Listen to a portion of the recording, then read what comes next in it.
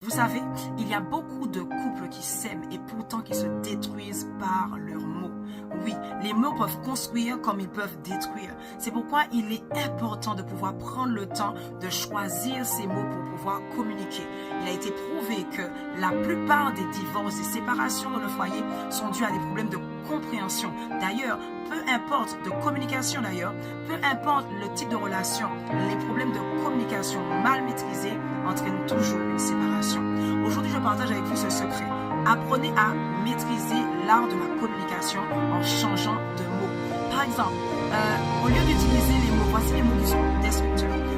Tu ne comprends pas, tu ne fais jamais, tu n'es jamais là. Ça, ce sont les mots destructeurs. Vraiment, j'en ai marre, c'est toujours la même chose avec toi. Ça, ce sont les mots destructeurs. Pourquoi? Ça atteint la valeur de la personne.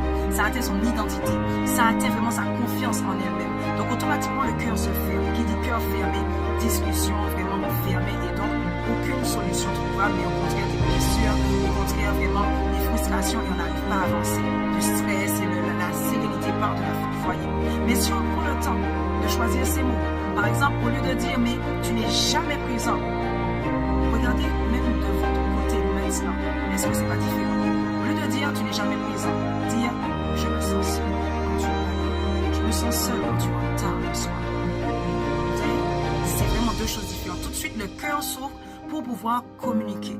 Donc vraiment, je vous encourage à prendre le temps de choisir vos mots, même si ça a l'air peut-être parfois ridicule, mais il est important de le faire. Pourquoi? Parce que l'art de la communication sauve les foyers. Que Dieu bénisse vos foyers et prenez soin de vous.